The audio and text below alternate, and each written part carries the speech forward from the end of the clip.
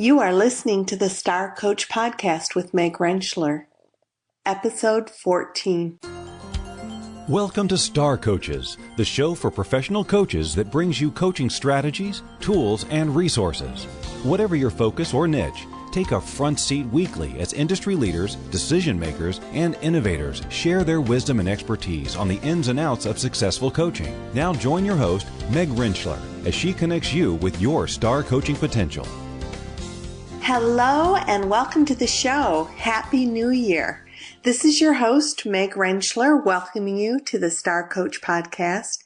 As always, it is wonderful to have you join us, and I look forward to a great new year with many new shows rolling out and a continued journey together regarding the strategies, tools, and resources that professional coaches use. We start this year with a show focusing on the power of coaching in educational settings. As we've talked about in several of our shows, a coaching conversation brings about empowerment, and it brings about more effective communication. And what better place to set the stage for that than in our educational settings, where our children are learning and growing. And if we're able to teach leaders in school systems how to communicate in such a way that people feel valued and heard, and that their opinions are important, that then has a ripple effect. Something that our guest on today's show refers to as vertical alignment.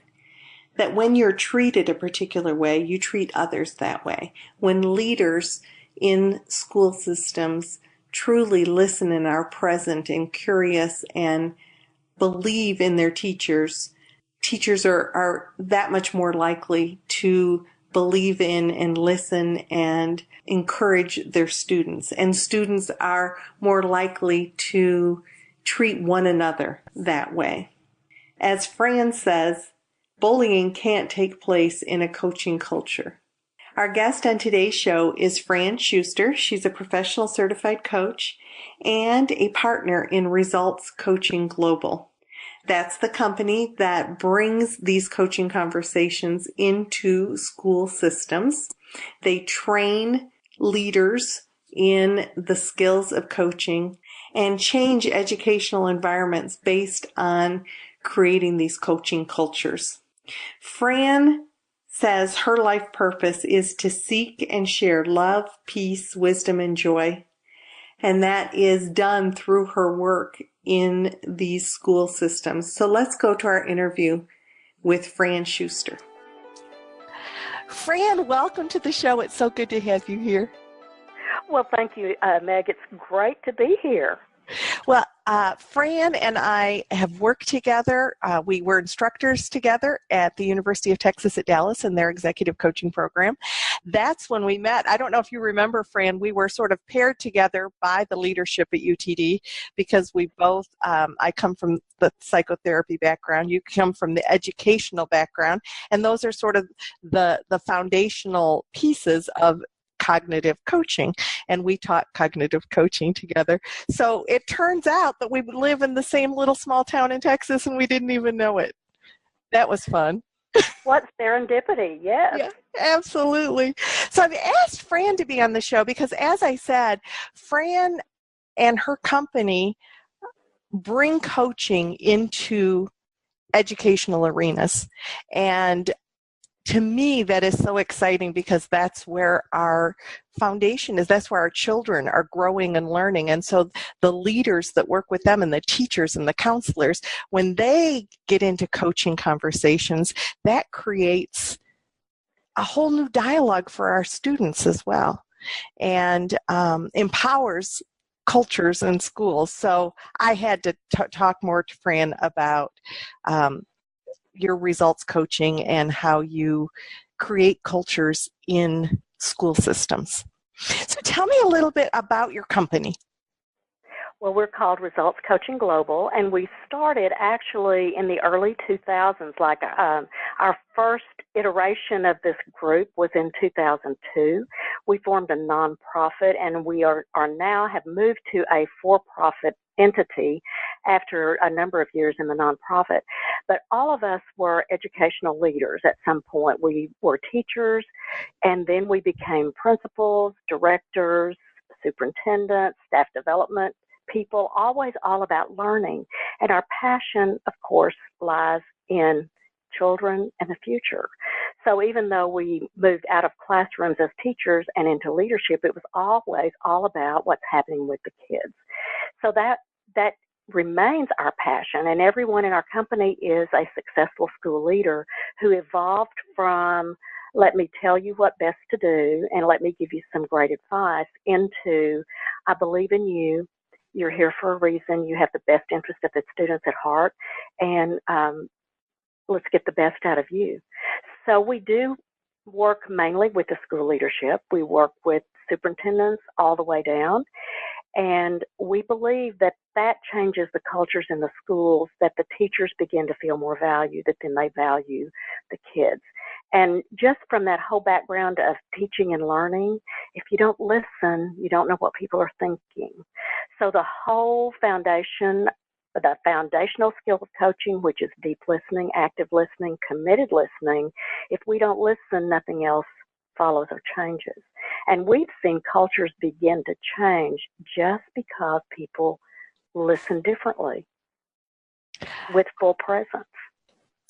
And you go in and teach these leaders, like you said, the foundation. So tell me a little bit about the different levels that your company goes in to affect change. Well, we have an accredited coach training program through the ICF. We wanted to have credibility because, as you know, coaching, anybody can say I'm a coach. And coaching became a groundswell movement and a buzzword in education as it did in many other places. We didn't want to just say we're coaches. We want to say we're credentialed coaches through the International Coach Federation. We ascribe to the competencies and the philosophy of the International Coach Federation. So all of our coaches and faculty instructors are professional certified coaches. And that is part of how we start our conversations with people. So our first entry-level seminar with most school districts is called Leadership Coaching for High Performance. And we have distilled 4 essential skills that we teach so that when people leave the 4-day seminar, they can begin to really have coaching conversations. And our philosophy is it's not a hat you put on. Coaching is not a jacket, a lab coat you take off and wear at times, but that it becomes part of your leadership identity. And that no matter the role you're in, if you show up first as a coach, then that you're going to have the most impact and the greatest effectiveness. So our essential skills are committed listening, foundational, and then paraphrasing, which is a very underutilized coaching skill that brings people together for clarity and for just being able to have the real conversation, not parallel conversations, or sometimes I call those non-versations.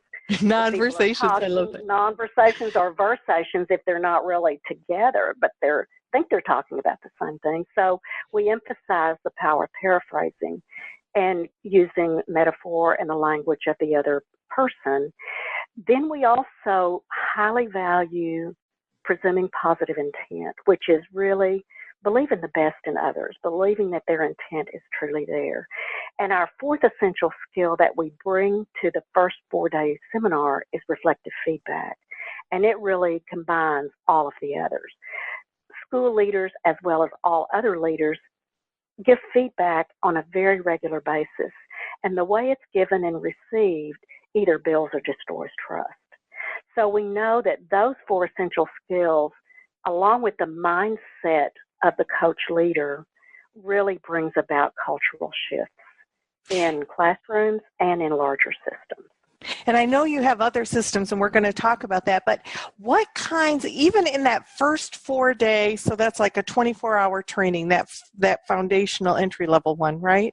What kinds of things have you seen even after just those first 4 days, that in shifts of the way that people interact with one another, the way that leaders lead? Well, the biggest one I would say is the ability to resolve conflicts in a more expedient and impactful manner because people have been heard. So whether it's parents who are unhappy about something and the leader now listens differently rather than quoting policy, listens to them about their child and their specific concern. There's always policy, there's always rules, there's always things that we can't change. However, if we listen to people and really understand where they're coming from, then we can be partners in their children's success. So that is one of the biggest ones we hear stories about constantly, is different interactions with parents. Then the leaders will have different interactions with teachers, which begins to build trust. And teachers begin to listen to each other differently.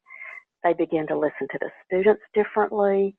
And overall, people just begin to talk and share more openly without being distracted by derailers or things that aren't really that important. So a quick story I'll tell you. There was a principal, he was an assistant principal when he first went through our training, and he was promoted pretty quickly to a principalship. It happened to be in the district where my grandchildren go to school. And I had been the one to take my 9th grade granddaughter to the place where they were having a big, get ready for next year. And the gym was full of wonderful activity. And I walked up to say hello to the principal that was going to be there next year, that I knew quite well from having been in our training. And he was deep in conversation with another parent and child. And Meg, he never even noticed me until he finished that conversation, which I thought, well, I'm not going to tap him on the shoulder or interrupt, because full presence is one of the things that we talk about. Just be fully with the people you're with. And you were able to witness that. Yeah. I witnessed it. I was the one that was waiting for him to get through being fully present with someone else.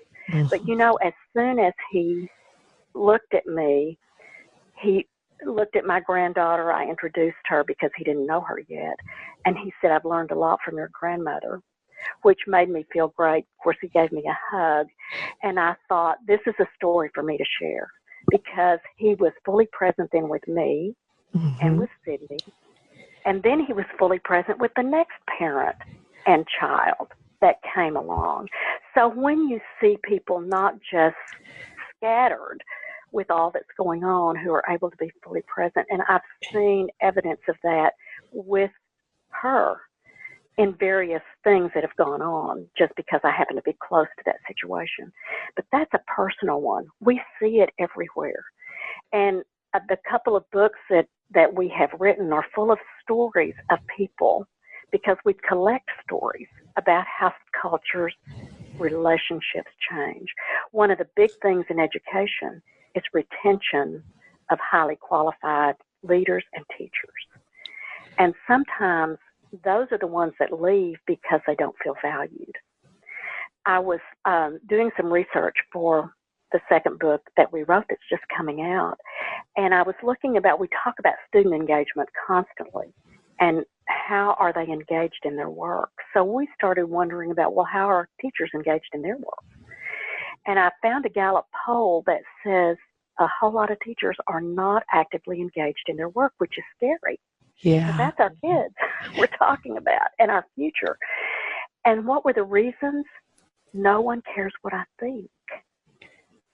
Well, with coaching, the leaders care what they think. And the teachers feel that and experience that. They experience it, and if the principal, for example, cares what they think, if the instructional coach cares what they think, then they care what the kids think. It really does. It's a vertical alignment, I would call it. When you're treated a certain way, then you want to treat others that way, whether it is with disdain or full respect. So the coaching really changes any culture to one of a more respectful more listening, more careful, more collaborative culture. That's what we're seeing.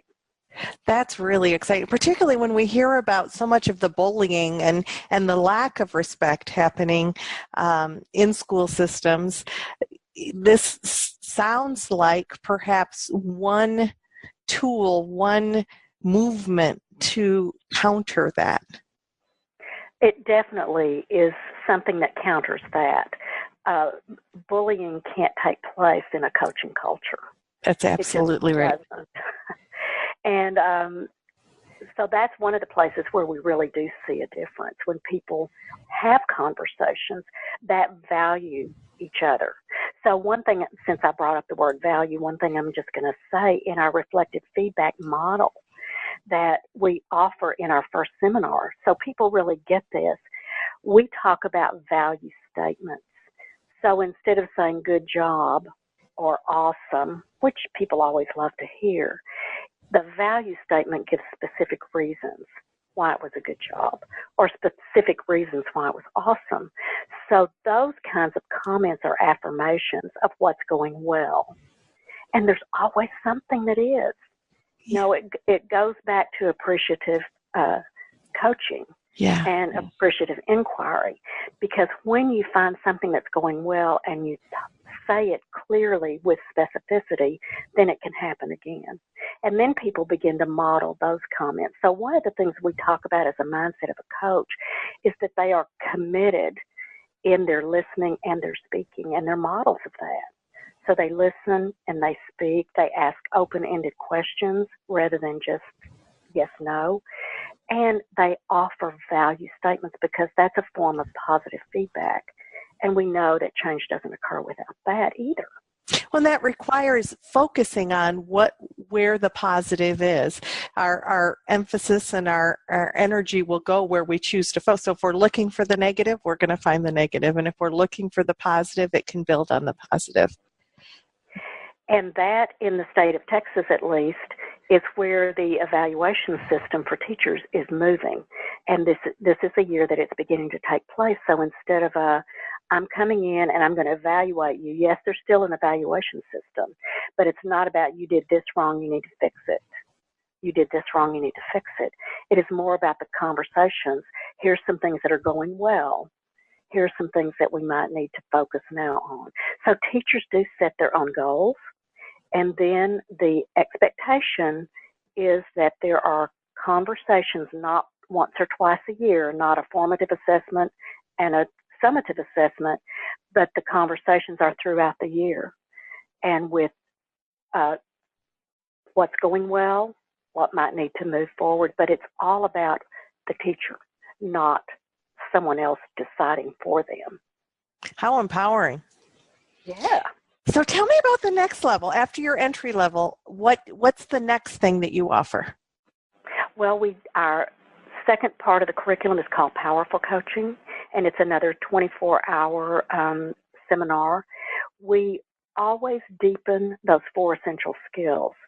And we also, in both seminars, we offer a coaching conversation frame, which is a structured way to enter a conversation and exit a conversation, always with next steps, so that there's never any doubt about this is an important conversation and it will move us from here to here. It's that gap-filling idea, that we have in coaching, that we're always moving forward. So by the time people learn the coaching conversation framework and our 4 essential skills, they pretty much got the 11 competencies covered. Mm-hmm. So we bring in the competencies in our second 4 days and show people how they really mesh together with the ICF competencies.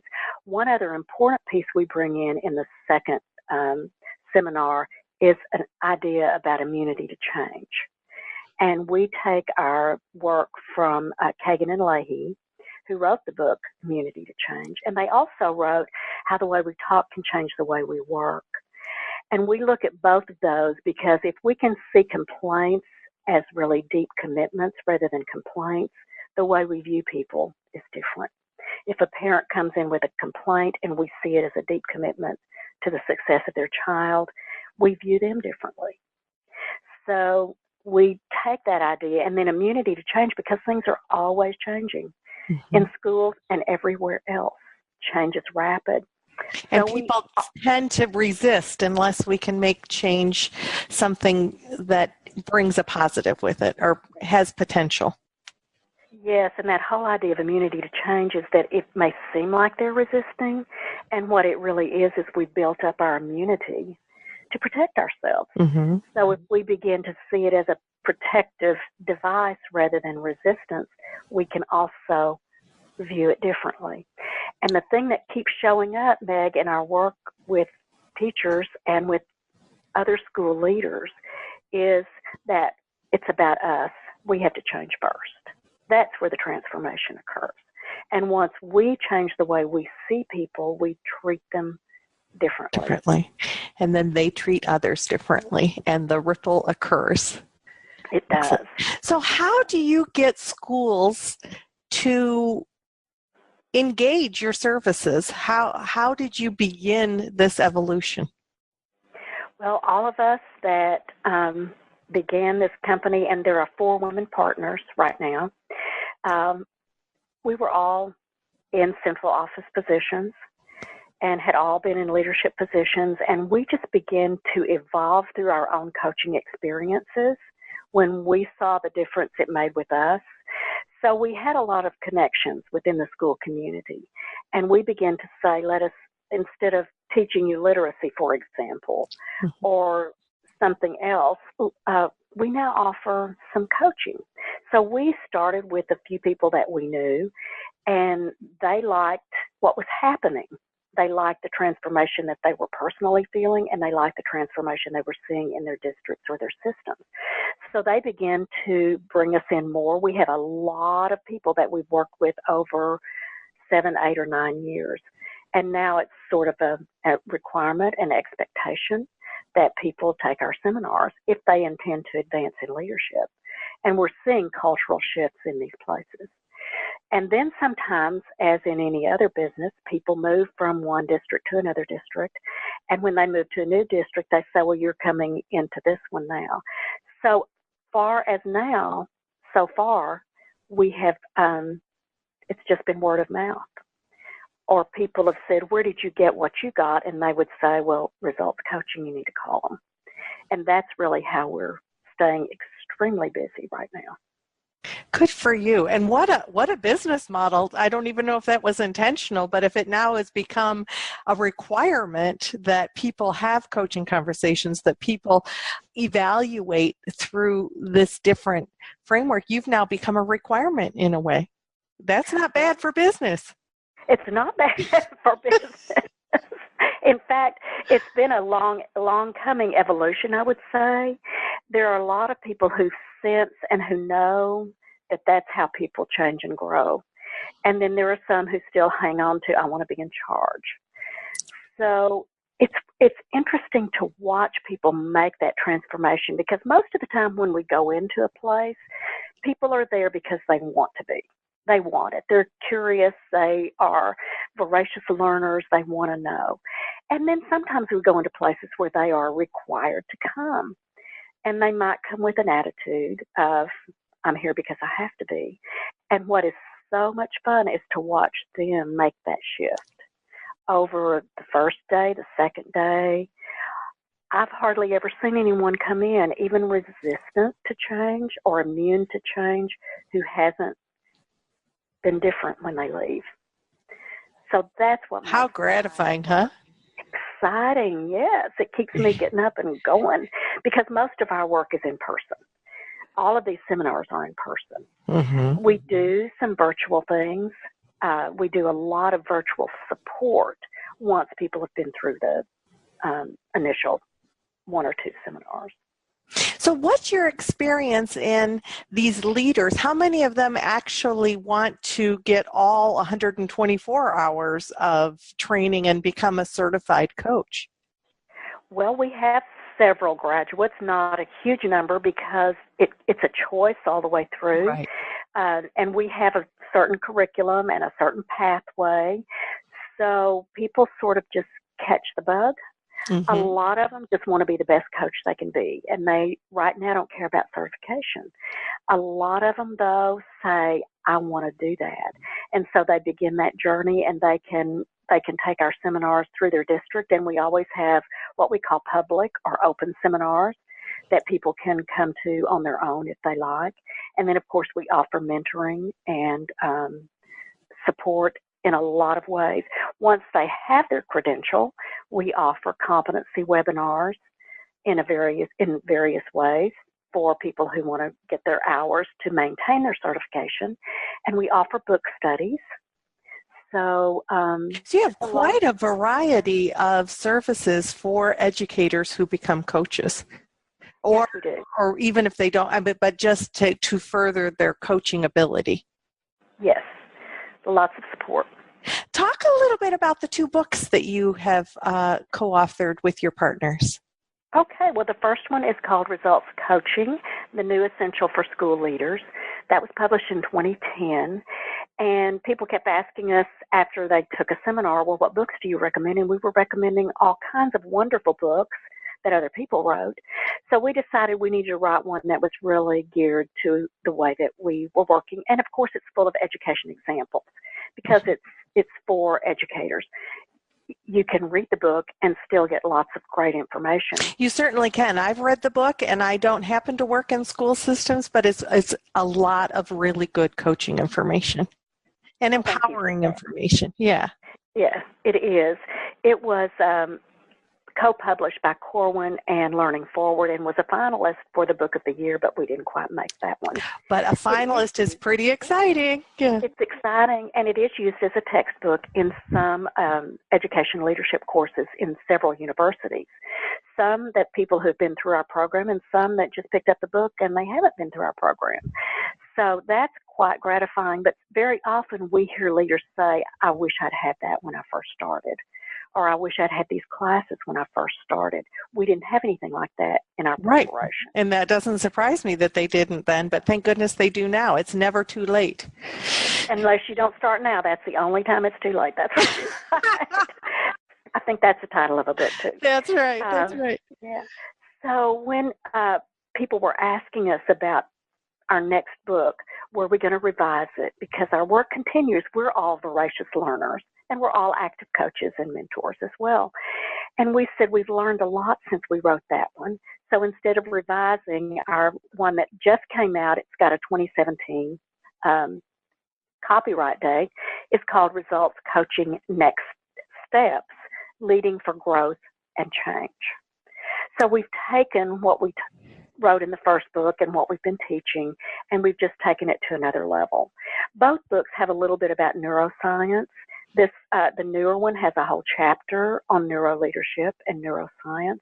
There's a lot about positivity and that whole positive mindset movement.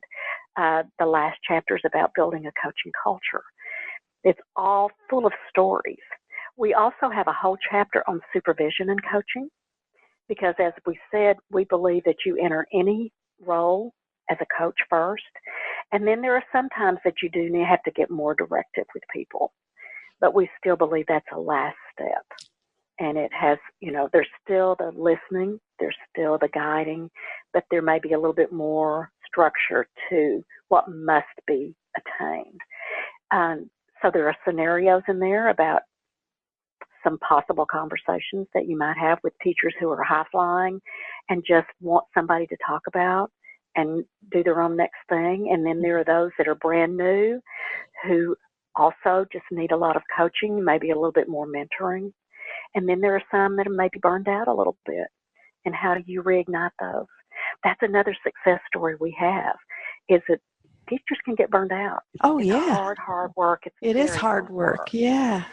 And we don't want to lose those. There are some that are called the irreplaceables, but they're the ones that leave because they're not in those conversations that really cause them to think deeply and consider what they want to do for themselves next. So we want to hold on to the irreplaceables. And coaching is, we've seen transformations of people getting reignited once they are able to be in those kind of conversations. I just can only imagine that while it is exhausting to give these full-day seminars, it's also probably so invigorating. And when you see the transformations and you see it connect and energize people, that has to energize you as the instructor as well. It does. It changes us. We learn every time we go out, and I can't think of anything that I'd rather be doing than what I'm doing with being a faculty instructor, a coach, and a mentor in this fabulous work that you and I both do. Absolutely. So, first of all, I want to let everybody know this is exciting. Fran has offered to give one of each of her books, so we'll have those in the book giveaway. Now that you've done such a great job talking about what's in them, I'm sure everybody's like, I want one of those. So we will have those, and thank you for that. That's so generous of you. I know your company is global, so how far-reaching different school systems? I know you're based in Texas, but how far-reaching does this sort of extend into different schools across? How far? The country, the world, the state? Right now, the country. Oh, I know we say global. That's probably an ambition. Well, that's a great ambition. It is. We are in a number of states and districts. So, yes, a lot in Texas, a lot in other states as well. So we are throughout the country, from New York to California to Georgia, every direction. That is exciting to be able to see how you are going to impact school by school, state by state, country by country, and allow people to see how a coaching conversation can positively impact such an important organization as our educational system.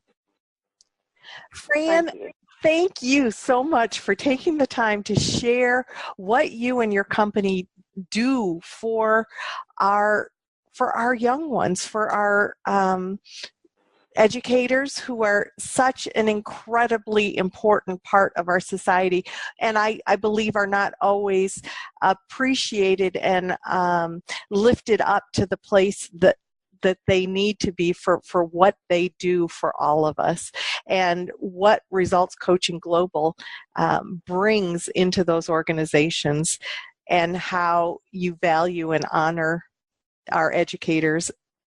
And from top to bottom is absolutely, well, it's evolutionary. So thank you for that. So thanks, Fran, for joining us today. It's my pleasure. It was great to spend time with Fran on the show and to hear about the impact that bringing coaching conversations and skill development into the school systems is doing to strengthen our future foundation and role model for our children the value of being fully present in a conversation and focused on one another and being respectful and really valuing the person that you're talking with. If you'd like to know more about Fran Schuster, Results Coaching Global, any of the resources in the books that she talked about in the interview, or about our show, be sure to visit starcoachshow.com. The resources will be on the resource page.